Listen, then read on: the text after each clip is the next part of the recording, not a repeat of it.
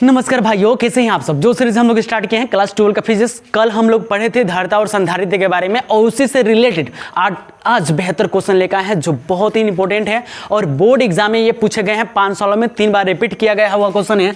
यदि पृथ्वी की त्रिज्या 6400 किलोमीटर है तो पृथ्वी की धारिता ज्ञात कीजिए। बेहतर क्वेश्चन भाई, इसको बिल्कुल स्किप नहीं करेंगे। चलिए हमारे साथ बनाइए आप लोग। देखिए आपसे कहा है बाबू, यदि पृथ्वी की त्रिज्या 6400 किलोमीटर है तो त्रिज्या को किससे सूचित करेंगे? आर से। कितना है भाई? तो 6400 किलोमीटर है। किलोमीटर है बाबू। क्या हम इसको मीटर में चेंज कर सकते हैं? बिल्कुल चेंज कर सकते हैं। क्या हम इसको बाबू ऐसे लिख सकते हैं? आर बराबर 64 गुणे 100 लिख सकते हैं। बिल्कुल लिख सकते हैं। ठीक है, अगर देखिए किलोमीटर में है, मीटर में चेंज करने के लिए 1000 से गुणा करते हैं। तो अगर ये किलोमीटर में है, अगर मीटर में चेंज करना है तो हम क्या करेंगे? 1000 से क्या करेंगे? गुणा कर देंगे। तो क्या इसी चीज को आर बराबर हम 64 गुणे 1 2 3 4 5 10 का पावर 5 मीटर लिख सकते हैं। बिल्कुल लिख सकते हैं। इतना आप लिख सकते हैं भाई जी। देखिएगा 6400 किलोमीटर को हम क्या किए हैं? मीटर में चेंज कर दिए हैं। तो आर बराबर क्या हो जाएगा?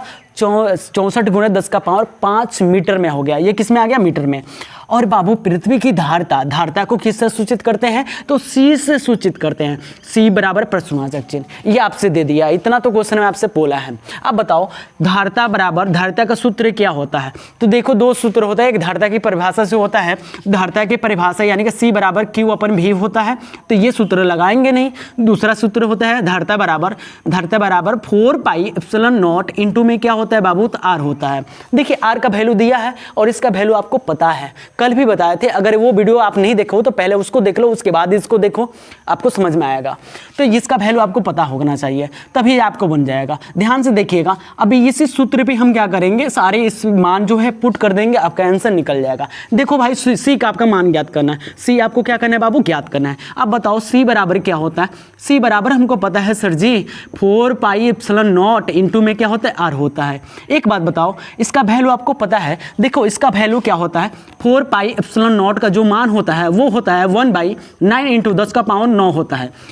आप कहिएगा सर जी नहीं हमारे मास्टर तो कुछ अलग बताए हैं, तो बिल्कुल वैसा मत सोचिएगा। देखिए भाई, मेरा कहने का मतलब आपके मास्टर साहब जो होंगे वो बताए होंगे 1/4 पाई एप्सिलॉन नॉट का मान वो बताए हैं 9 गुणे 10 का पावर 9 बताए हैं।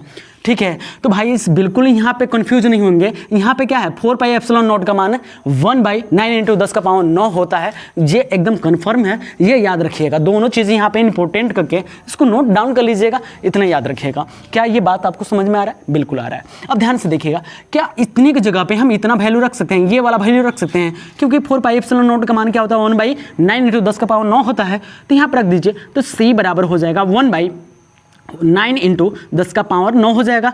और इंटू में आर का वैल्यू यहाँ पे कितना लाए हैं भाई? तो देखिए आर का जो वैल्यू है यहाँ पे, मान जो है यहाँ पे पुट कर दीजिए। तो 64 गुणे 10 का पावर क्या होगा भाई? 10 का पावर 5 हो जाएगा। क्या यहाँ तक समझ में आ रहा है भाई? इसके नीचे कुछ नहीं तो 1 ले लो। अब तो भाई ऊपर से गुणा कर दो, नीचे का नीचे से गुणा कर दो। इतना तो समझ में आ रहा है आपसे? नीचे का नीचे से, ऊपर से। तो सी बराबर आपका देखो तो 64 गुणे 10 का पावर 5 से 1 में गुणा होगा तो ये 64 गुणे 10 का पावर 5 ही होगा। यहाँ तक तो समझ में आ रहा है? देखो नीचे में गुणा करेंगे 1 में, जब 9 इंटू 10 का पावर 9 से गुणा करेंगे तो उतना ही होगा, 9 गुणे 10 का पावर 9 ही होगा। अब देखो ध्यान से मेरी बात समझो। मेरा बात कहने का मतलब जो संख्या है ना उस संख्या से भाग करो। ये 10 वाला जो पावर वाला उसको छोड़ दो, उसको स्किप कर दो, भूल जाओ कि यहाँ पे कुछ है। 64 में जब 9 से भाग करोगे ना भाई, जब 64 में 9 से भाग करोगे, 64 में जब 9 से भाग करोगे तो ये 7.1 आएगा। ऑलमोस्ट लगभग में 7.1 आएगा, क्योंकि 9 7 63, 7 बार में 63, एक बच रहा है यानी कि 9 एकम 9, एक बार में 7.1 ऑलमोस्ट लगभग आ जाएगा। अब जब देखिए ये 10 का पावर 5 है और नीचे का है 10 का पावर 9 है, ऊपर जाएगा तो क्या हो जाएगा भाई? गुणे में 10 का पावर 5 और गुणे में क्या हो जाएगा? 10 का पावर -9 हो जाएगा। किस में आ जाएगा? -9 में आ जाएगा। अब ध्यान से देखिएगा। अब इसी चीज़ को हम थोड़ा सा और बेहतर करना चाहते हैं तो ये 7.1 रहने दीजिए। गुणे, अब देखिए 10 का पावर 5 और 10 का पावर 9, तो प्लस माइनस घटता है। हमेशा चिन्ह उसी का लगता है जिसकी संख्या ज़्यादा होती है। जब सेम बेस में सेम हो, पावर अलग अलग हो, बेस सेम हो और पावर अलग अलग हो, तो हम क्या करते हैं? पावर को अगर प्लस माइनस है तो घटाएंगे, जो घटाएंगे प्लस माइनस हमेशा घटेगा। अब प्लस प्लस होगा तो जुटेगा, तो यहाँ पर देखिए ये माइनस में, ये क्या है प्लस में, तो प्लस माइनस हमेशा घटता है, लेकिन चिन्ह उसी का लगता है जिसकी संख्या ज़्यादा होती है। तो 9 में से 5 गया तो 4 होगा, 4 किस पे लगेगा भाई, तो माइनस वाला है ना, तो माइनस लगेगा, तो 10 का पावर क्या होगा बाबू, -4 होगा। अगर इस तरह समझ में नहीं आया तो आपको एक सूत्र पढ़े हैं, a का पावर m इंटू a का पावर n बराबर होता है a का पावर m प्लस n होता है। इस सूत्र में भी आप क्या कर सकते हैं, इसको बना सकते हैं। क्या यहाँ तक आपको समझ में आ रहा है?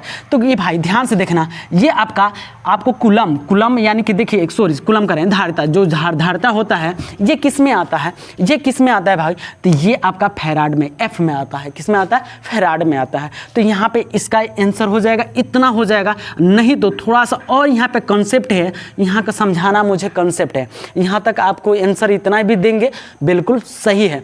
और एक चीज़ हम आपको समझाना चाहते हैं, जो यहाँ पे जो बेकार चीज़ है उसको हम स्किप करते हैं, ये अपने लिख दीजिएगा, इसको हटा रहे हैं क्योंकि यहाँ से इसको इसका काम नहीं है, ध्यान से हटा रहे हैं यहाँ से, ध्यान से देखिएगा।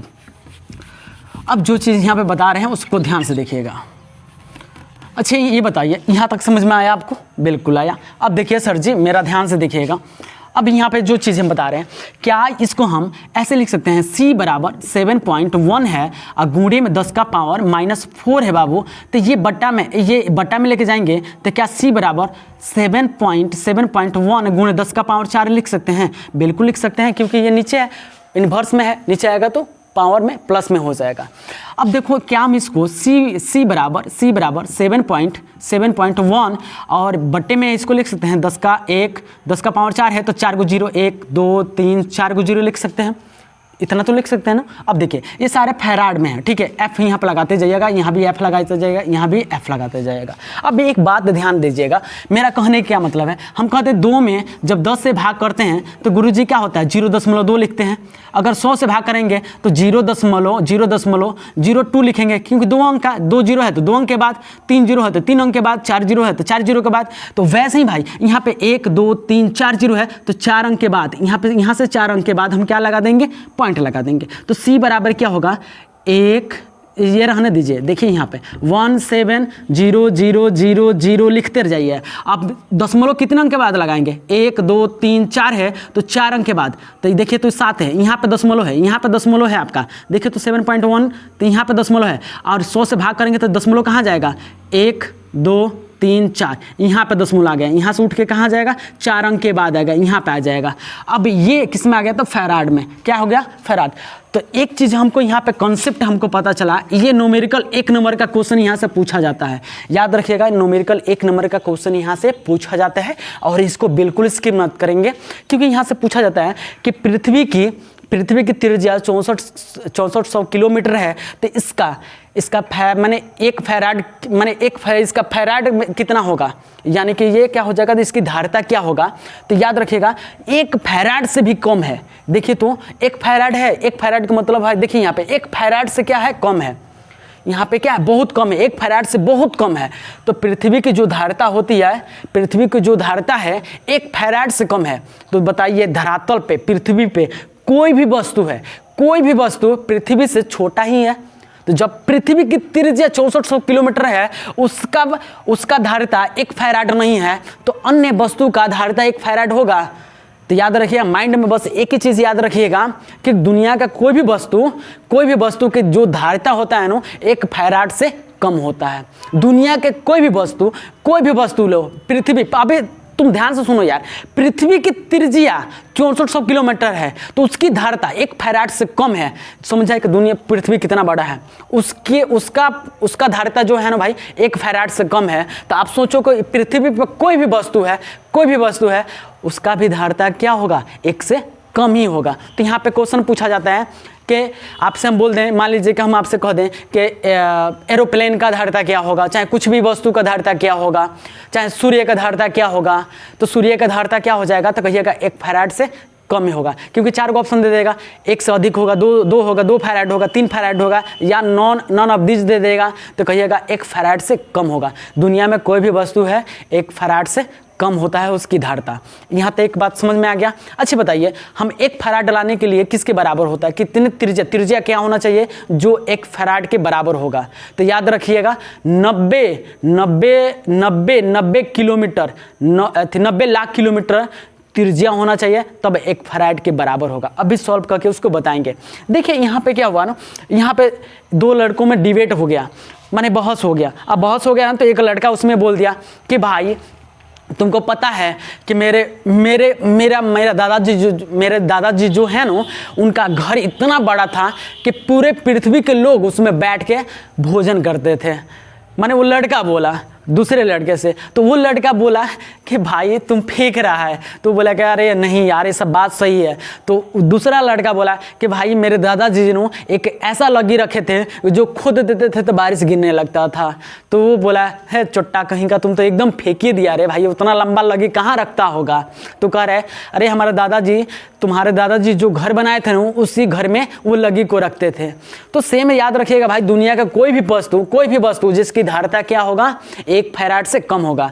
तो 1 फैराड के बराबर क्या होगा, कितनी धारिता के 1 फैराड के बराबर होगा। तो ध्यान से देखिएगा, उसको सॉल्व करने के लिए अगर हम कह दें कि धारिता जो होगा कब होगा, 1 फैराड के बराबर, एक फैराड के बराबर धारिता कब होगा। तो ये बताओ धारिता का सूत्र क्या होता है। धारिता का सूत्र क्या होता है, 4 पाई एप्सिलॉन नॉट आर होता है।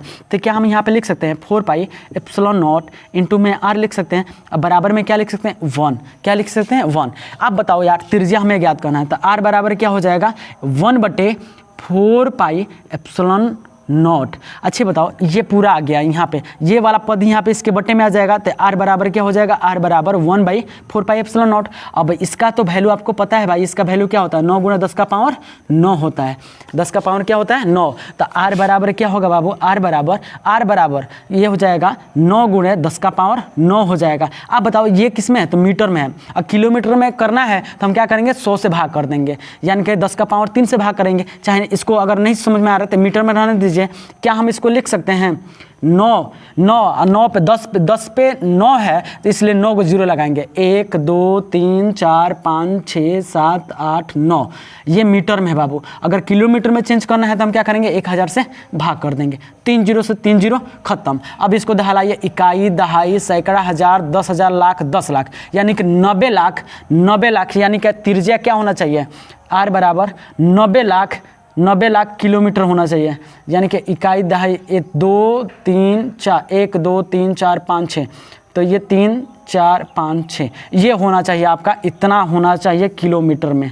ठीक है, 1 फैराड, किसी भी वस्तु का 1 फैराड लाने के लिए उसकी त्रिज्या क्या होना चाहिए 90 लाख किलोमीटर होना चाहिए। ये 1 नंबर का क्वेश्चन पूछा जाता है, इसको बिल्कुल स्किप मत करेंगे और इसको नोट डाउन कर लेंगे। स्क्रीनशॉट लेना है तो ले लीजिए, स्क्रीनशॉट लेना। आइए दोस्तों देखते हैं, ये जो क्वेश्चन है बहुत ही बेहतर है और बोर्ड एग्जाम में पूछा गया हुआ है। देखिए 64 छोटे छोटे बूंद प्रत्येक की धारिता 5 माइक्रोफैराड है, तो आपस में मिलकर एक बड़े बूंद का निर्माण करता है, तो इस बड़े बूंद की धारिता क्या होगा, ये आपसे पूछा गया है। तो देखिए 64 छोटे छोटे बूंद हैं, अब प्रत्येक की धारिता कितना है बाबू, तो 5 माइक्रोफैराड है। यानी कि यहाँ पे दे दिया है C बराबर क्या दिया बाबू आपको, तो 5 माइक्रोफैराड दे दिया है। और कितने छोटे छोटे बूंद है, तो 64 को छोटे छोटे बूंद है बबुआ। कितना है, तो 64 को है, यहाँ पे 64 को है, और ये मिलके एक बड़ा बूंद का निर्माण कर रहा है। तो एक बूंद यहाँ पे, एक बात यहाँ पे ध्यान से सुनिएगा, समझिएगा कि जब छोटे छोटे 64 को बूंद मिलके एक बड़े बूंद का निर्माण करेगा, तो जो 64 को के आयतन होगा बड़े बूंद के आयतन के बराबर होगा। तो क्या हम लिख सकते हैं, बड़े बूंद का आयतन बराबर 64 गुणे छोटे बूंद के आयतन लिख सकते हैं। तो जाहिर सी बात है लिख सकते हैं यहाँ पे बड़े बूंद का आयतन बराबर 64 गो छोटे बूंद का क्या होगा, आयतन, छोटे बूंद के आयतन। याद रखिएगा छोटे बूंद का आयतन। यहाँ तक समझ में आ रहा है बाबू, ये हमेशा याद रखिए, जब भी इस टाइप का क्वेश्चन आ जाए 64 को मिलके एक बड़ा बनाया है, तो हमेशा दोनों का आयतन क्या होगा, बराबर होगा। अब देखो किसी भी गोला का जो आयतन होता है वो होता है 4/3 पाई आर क्यू होता है। तो यहाँ पे याद रखिएगा बड़ा है, बड़ा गोला है, तो इसलिए कैपिटल आर लिखेंगे, आर क्यू लिखेंगे। ठीक है, बराबर का चिन्ह है, बराबर का चिन्ह। 64 को है तो 64 यहाँ पे लिख देंगे। छोटे बूंद का आयतन ये भी वही होगा, इंटू 4/3 पाई आर क्यू। क्यों यहाँ पे स्मॉल आर लिखे हैं? क्योंकि छोटा बूंद है इसलिए यहाँ पे त्रिज्या क्या होगा? स्मॉल होगा, तो ये लिख दिए। आप देखो यार, थोड़ा जाहिर सी बात है, यहाँ पे ध्यान से देखो, क्या कुछ कटने वाला है? जाहिर सी बात है 4/3 से 4/3 कट जाएगा, पाई से पाई कट गया, तो क्या बचेगा बाबू? आर क्यू बराबर 64 गो, ये होगा इंटू में आर क्यू होगा। अब ध्यान से देखिएगा, क्या हम आर क्यू बराबर 4 का क्यू लिख सकते हैं? 64 क्या है? 4 का क्यू है, तो हम 4 का यहाँ पे क्यू लिख सकते हैं। 4 का क्यू इंटू आर क्या हो जाएगा? क्यू हो जाएगा। यहाँ पे आर क्यू है। अब ध्यान से देखिए, क्या हम इसी चीज़ को आर क्यू बराबर इसको लिख सकते हैं 4r का होल क्यू। तो अब देखिए, होल क्यू से क्या होगा? होल क्यू कट जाएगा, आर क्यू क्या हो जाएगा? कट जाएगा। तो क्या यहाँ पे प्राप्त हुआ? आर बराबर हमको प्राप्त हो गया 4r प्राप्त हो गया। यहाँ पे क्या प्राप्त हुआ भाई? आर बराबर कैपिटल आर बराबर 4 स्मॉल आर प्राप्त हुआ। अब देखिएगा यहाँ पे, अब लिखेगा छोटे बूंद की धारिता, छोटे बूंद की धारिता। अब बताओ भाई, धारिता को किससे सूचित करते हैं? तो सी से। सी का धारिता बराबर क्या होता है? तो धारिता बराबर होता है 4πε0 इंटू में आर होता है। छोटे बूंद है इसलिए स्मॉल आर होगा। अब बताओ, छोटे बूंद की धारिता, यहाँ पे देखो तो प्रत्येक की धारिता कितना है? 5 माइक्रोफैराड है। तो सी बराबर 5 माइक्रोफैराड है, तो जहाँ पे सी है वहाँ पे क्या रखेंगे? 5 माइक्रोफैराड बराबर में क्या होगा? वो 4πε0 इंटू आर हो जाएगा। क्या हम इसी चीज़ को 4πε0 इंटू आर बराबर 5 माइक्रोफैराड लिख सकते हैं? बिल्कुल लिख सकते हैं। यहाँ तक बात समझ में आ रहा है? जाहिर सी बात है, यहाँ समझ में आ रहा है। अब लिखेंगे बाबू, बड़े बूंद का धारिता हो जाएगा। तो ये भी बाबू सी बराबर क्या होगा? 4πε0 इंटू में कैपिटल आर होगा। क्या होगा? Capital R. क्या हमें यहाँ पे बताइए बाबू, कैपिटल आर को यहाँ पे देखिएगा, यहाँ पे चूंकि कैपिटल आर बराबर 4r है, देखो तो यहाँ पे कैपिटल आर बराबर क्या है? 4r। तो जहाँ कैपिटल आर है वहाँ पे 4r रख सकते हैं, जाहिर सी बात है रख सकते हैं। तो सी बराबर 4πε0 इंटू में हम क्या यहाँ पे 4 गुणे r रख सकते हैं, 4 रख सकते हैं, जाहिर सी बात है यहाँ पे इसको कोष्ट कर दीजिएगा, 4r रख सकते हैं। अब ध्यान से देखिएगा, क्या हम 4 को आगे भेज सकते हैं? तो सी बराबर 4 गुणे 4πε0 और इंटू में क्या है बाबू? आर, यहाँ तक रख सकते हैं, जाहिर सी बात है। देखो तो यहाँ पे 4 गुणे और 4πε0 आर, ये आर इसमें हो जाएगा। एक चीज़ बताओ हमको, यहाँ पे देखो 4πε0 इंटू आर बराबर क्या माना है? तो 5 माइक्रोफैराड है। क्या है बाबू? 5 माइक्रोफैराड है। तो यहाँ पे कोष्ट करके लिख देगा, चूँकि 4πε0 इंटू आर बराबर 5 माइक्रोफैराड, ठीक है। तो यहाँ पे देखिए इतना बराबर हम क्या रख सकते हैं? 5 माइक्रोफैराड। तो सी बराबर ये 4 है, तो 4 गुणे इतना का वैल्यू कितना है? 5 माइक्रोफैराड। क्या है बाबू? 5 माइक्रोफैराड। तो सी बराबर क्या होगा? 4 में जब 5 से गुणा होता है तो ये हो जाएगा 20 माइक्रोफैराड। यही क्या होगा? आपका आंसर हो जाएगा। यही क्या होगा? आंसर। अगर इसी चीज़ को 1 नंबर में क्वेश्चन पूछेगा तो आप इसको देख के ही आंसर दे सकते हैं, सिर्फ देख के भाई। जैसे अगर हमको ही बनाना होता तो सिर्फ देख के हम आंसर दे सकते थे। कैसे? इसके लिए ट्रिक क्या होता है, सूत्र क्या होता है, याद रखिएगा। यहाँ पे याद रखिएगा क्या सूत्र होता है। तो याद रखिए, जो यहाँ पे 64 को दिया है ना, यहाँ पे ये छोटे छोटे बूंद का 1/q कर दीजिएगा। छोटे बूंद का क्यू निकालिएगा, छोटे बूंद का टोटल माने कुल छोटे बूंदों का क्यू, छोटे बूंदों का क्यूब यानी कि घन निकालिएगा, घन यानी कि हम कह सकते हैं इसका 1/3 निकालिएगा। और गुणा कर दीजिए कितना? किससे? तो धारिता से। क्या बाबू? छोटे बूंद की धारिता से गुणा कर दीजिएगा। यानी कि देखिए बाबू 64 है ना, तो 64 का हम क्या करेंगे? 1/30 निकालेंगे और गुणा कर देंगे धारिता छोटे बूंद की धारिता, बड़े बूंद की नहीं, छोटे बूंद की धारिता। छोटे बूंद की धारिता क्या है? 5 माइक्रोफैराड। तो 5 माइक्रोफैराड हो जाएगा। 5 माइक्रोफैराड। तो ये देखिए 64 का क्यू है ना भाई, 64 का हम लिख सकते हैं 4 का पावर 3 और इसका भी यहाँ पे 3 हो जाएगा, 4 का पावर 3 और गुणे में क्या बाबू? पावर में क्या है? 1/3 है और गुणा में है आपका 5 माइक्रोफैराड है। ठीक है। अब बताओ ये 3 से इसको हम लिख सकते हैं 4 का पावर 3 गुणे 1/3 गुणे में क्या है 5 माइक्रोफैराड। अब ये 3 से 3 क्या होगा कैंसिल, तो ये बच गया 4 गुणे 5 माइक्रोफैराड, तो ये हो जाएगा 4 × 20, यानी कि ये आपको गुणा करेंगे तो क्या होगा 20 माइक्रोफैराड। क्या यही सेम आया है यहाँ पे, यही C बराबर निकाले हो आप, यही आया है, तो ये याद रखिएगा। ये शॉर्टकट है, ट्रिक है इसका, शॉर्ट में आप निकाल सकते हो इसको, ठीक है, ये आपका शॉर्ट में आप निकाल सकते हो। अगर हम कह दें 64 के जगह पर 125 है, 64 के जगह पर 125 है, 125 छोटे छोटे बूंद प्रत्येक की धारिता 5 माइक्रोफैराड है, आपस में मिलकर एक बड़े बूंद का निर्माण करता है, तो इस बड़े बूंद की धारिता क्या होगा, तो 125 किसका क्यों है बाबू, तो 5 का। अब 5 का एक बूंद की धारिता क्या है 5 दिया है, तो 5 25 हो जाएगा, आंसर क्या आ जाएगा 25 माइक्रोफैराड हो जाएगा। अगर यहाँ पे 27 दे दे बाबू, अगर यहाँ पे 27 दे दें और बोले आपके 27 छोटे छोटे बूंद प्रत्येक की धारिता 5 माइक्रोफैराड है, तो आपस में मिलकर एक बड़े बूंद का निर्माण करता है, तो इस बड़े बूंद की धारिता क्या होगा, तो 27 किसका क्यू है, तो 3 का क्यू है, 3 गुणे ये 5 15 माइक्रोफैराड होगा, ये आपका आंसर होगा। क्या ये समझ में आया? अगर समझ में आया तो वीडियो को लाइक सब्सक्राइब शेयर भी कर दीजिए। Thanks for watching.